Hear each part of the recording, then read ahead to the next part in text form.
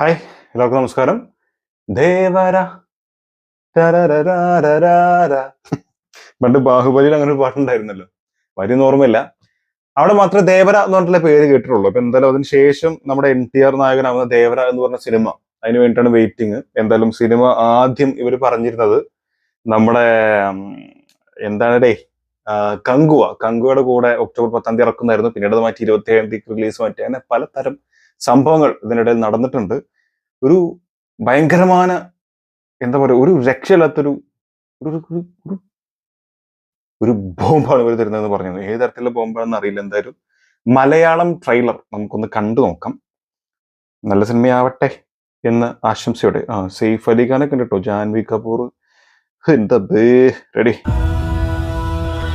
നന്ദനകൾ. അവർ യഥാർത്ഥത്തിൽ ആരാണ്? ആരാ? കുലവുമില്ല, മതവുമില്ല, ഭയം അതവർക്ക് അറിയില്ല. ധൈര്യമല്ലാതെ മറ്റൊന്നും അറിയാത്ത കണ്ണുകളിൽ ഒരിക്കലുമില്ലാത്ത ഭയത്തെ അന്ന് കാണാൻ കഴിഞ്ഞു. ആരെ ഇതിനൊക്കെ ഉത്തരവാദി? അതൊരു നീണ്ട കഥയാണ് സർ. രക്തത്തിൽ എഴുതിയ കഥ, ഞങ്ങളുടെ ദേവരയുടെ കഥ.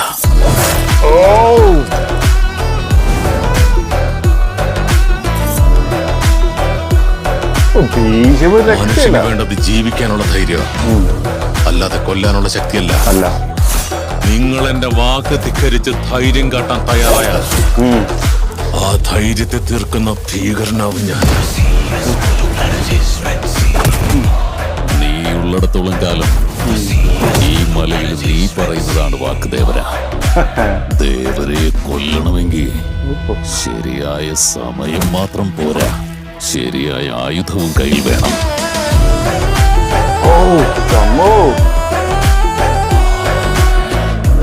ഇപ്പൊ നോക്കിയാലും കൊച്ചു പിള്ളേരെ പോലെ പേടിത്തൊണ്ടനാ അവൻ എനിക്ക് കെട്ടാൻ കഴിയും.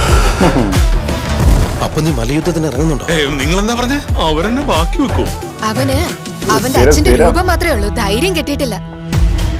കണ്ടോ, അദ്ദേഹം ഒരു ജോലിക്ക് പോയതാണെങ്കിൽ ജോലി കഴിയുമ്പോൾ ഇവിടെ തിരിച്ചു വരും. ഒരു എടുത്തിയേട്ടക്കാരനായതുകൊണ്ടായിരിക്കും അയാൾ പോയത്. കല്ലോ മലയോ? ദേവര കടലിലേക്ക് ഇറങ്ങിയിട്ട് 2 വർഷം തികയുകയാണ്. കണ്ണടച്ചാലും തുറന്നാലും കടലിനടി കണ്ടത് വിശ്വസിക്കാൻ കഴിയുന്നില്ല. ഈ ഭയത്തെ മറന്ന് ഇത്തരം ജോലികൾക്ക് നിങ്ങൾ കടലിലേക്ക് ഇറങ്ങിയ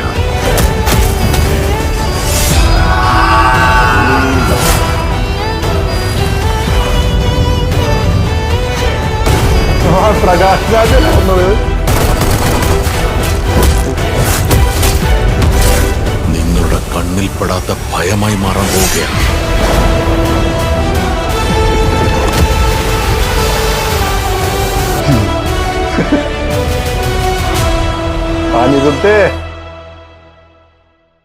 ഒക്കെ സഹിക്കട്ടോ, അവസാനത്തെ അത് സഹിക്കൂല.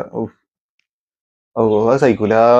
പക്ഷെ ഇത് തെലുങ്ക് സിനിമയാണ്, ഇതൊരു കന്നഡ സിനിമയാണ് എന്നൊക്കെ നമ്മൾ മനസ്സിലാക്കി. ഇത് തെലുങ്കാണോ കന്നഡയാണോ? തെലുഗു അല്ലെ? അല്ല, തെലുഗു ആണെങ്കിലും കന്നഡ ആണെങ്കിലും ഇത്തരത്തിലുള്ള സിനിമ കാണുമ്പോൾ ഇതില് മാസ് സാധനങ്ങൾക്ക് കുറച്ച് വലിപ്പം കൂടുതലായിരിക്കും. ഇത്തരത്തിലുള്ള, അതായത് ഞാൻ പറയുന്നതിൽ അവസരം കൊമ്പസ്രാവിന്റെ പുറത്ത് പിടിച്ചിട്ട് ആ പിറകത്തുള്ള ചിറകുണ്ടല്ലോ, അതിമ്മ പിടിച്ചൊക്കെ വരുന്ന ഒരു സാധനമൊക്കെ ഉണ്ട്. മറ്റേ മിസൈല് വിട്ട മാതിരി തായിരുന്നു കൊമ്പസ്രാവിനെ അതിന്റെ പുറകെ പിടിച്ചിട്ട് ഈ സാധനങ്ങളൊക്കെ ഉണ്ടാവും. സഹിക്കാൻ കുറച്ച് പാടായിരിക്കും, പക്ഷെ വിഷ്വലി ചിലപ്പോൾ കാണാൻ നല്ല ഭംഗിയൊക്കെ ഉണ്ടാവും. ഇത് കുറച്ച് അരോചകമായിട്ട് ഫീൽ ചെയ്യുന്നുണ്ടെങ്കിലും ഞാൻ എന്താ പറഞ്ഞത്, ഇത്തരത്തിലുള്ള സിനിമയ്ക്ക് പോകുമ്പോൾ നമ്മൾ ആ മൈൻഡിൽ പോകണം, ഇങ്ങനെയുള്ള സാധനങ്ങൾ ഇതിൽ കാണാം എന്നൊക്കെ പറഞ്ഞിട്ട്.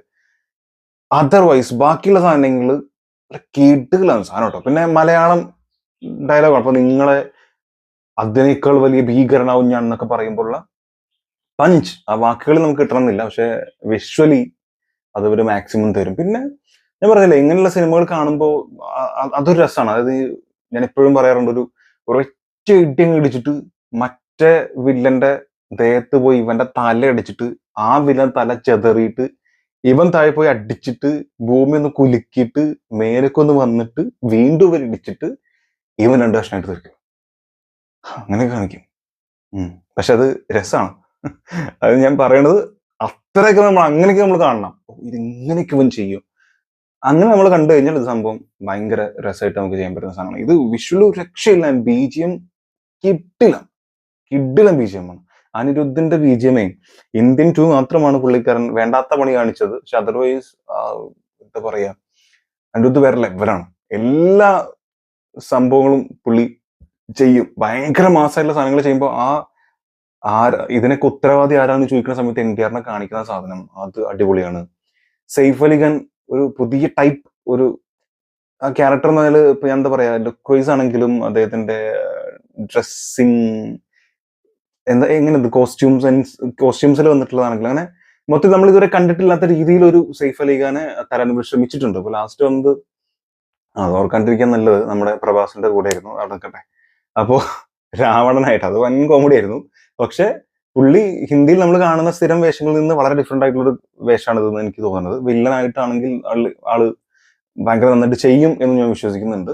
പിന്നെ ഇത് നമ്മൾ സ്ഥിരം കണ്ടിട്ടുള്ള അത്തരത്തിലുള്ള സാധനങ്ങൾ ഉണ്ടാവുമല്ലോ. അപ്പൊ നായിക പറയുന്നത് ഇത്രയും പേടിത്തൊണ്ടര ഞാൻ കല്യാണം കഴിക്കില്ല എന്നൊക്കെ പറഞ്ഞിട്ട് അവനെ ഭയങ്കര പേടിത്തൊണ്ടരായിട്ട് ഇങ്ങനെ നിർത്തിയ ഒരാൾ പെട്ടെന്ന് ഞെട്ടിച്ചിട്ടൊരു ഫൈറ്റ് വരുന്നു, മല്ലയുദ്ധത്തിൽ പങ്കെടുക്കുക വയ്ക്കുമ്പോൾ പേടിച്ച് അയ്യോ ഞാൻ പങ്കെടുത്തു കഴിഞ്ഞാൽ എന്നെ അവർ തീർക്കൂലായിരിക്കുന്നു. എന്നിട്ട് മല്ലയുദ്ധത്തിൽ ഇവൻ പങ്കെടുക്കുന്നു, ഞെട്ടിക്കുന്നു. ഇത്തരത്തിലുള്ള സാധനങ്ങളൊക്കെ ഉണ്ടാവും. എന്നാലും ഇത് മെയിൻ ആയിട്ട് എനിക്ക് തോന്നുന്ന പ്ലോട്ട് കുറച്ച് കൊള്ളക്കാർ, കടലിൽ വരുന്ന സാധനങ്ങൾ കൊള്ളയടിച്ച് അങ്ങനെ ജീവിക്കുന്ന കുറച്ച് ആളുകൾ, അവർക്കെതിരെ നിൽക്കുന്ന ദേവര.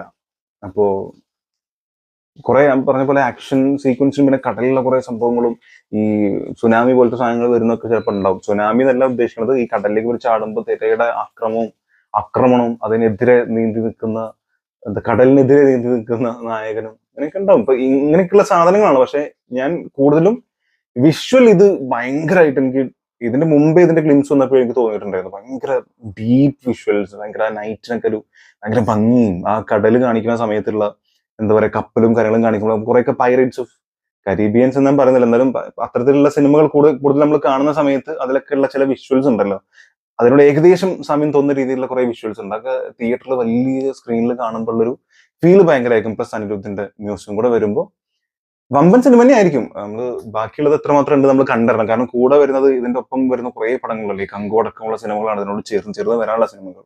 അപ്പൊ അതിന്റെ ഇടയിൽ മുങ്ങിപ്പോകാതിരിക്കണമെങ്കിൽ കണ്ടന്റ് വൈസും കൂടെ കുറച്ചുകൂടി നമ്മളെ ഞെട്ടിക്കുന്ന സാധനങ്ങൾ ഉണ്ടായിരിക്കണം. അത്തരത്തിൽ ഉണ്ടാവും ഒരു ട്രെയിലർ കണ്ടിട്ട് മാത്രം നമുക്ക് പറയാൻ പറ്റില്ല. എന്തായാലും സിനിമ വരട്ടെ, ഞാൻ വെയിറ്റിംഗ് ആണ്. എന്തായാലും പോയി കാണും, അതൊരു ഡൗട്ടും ഇല്ല. മലയാളം തന്നെ ആയിരിക്കും കാണാം. മലയാളം ഇവിടെ ഉണ്ടാവും എന്നറിയില്ല, ചില സമയത്ത് ഇവർക്ക് കൃത്യ സ്വഭാവമുണ്ട്, ഹിന്ദിയോ തമിഴൊക്കെ തന്നിട്ടുള്ളൊരു പറ്റിക്കൽ. അങ്ങനെ ആവാതിരിക്കട്ടെ. അടുത്ത വീട്ടാണ് കാണുന്നവരെ.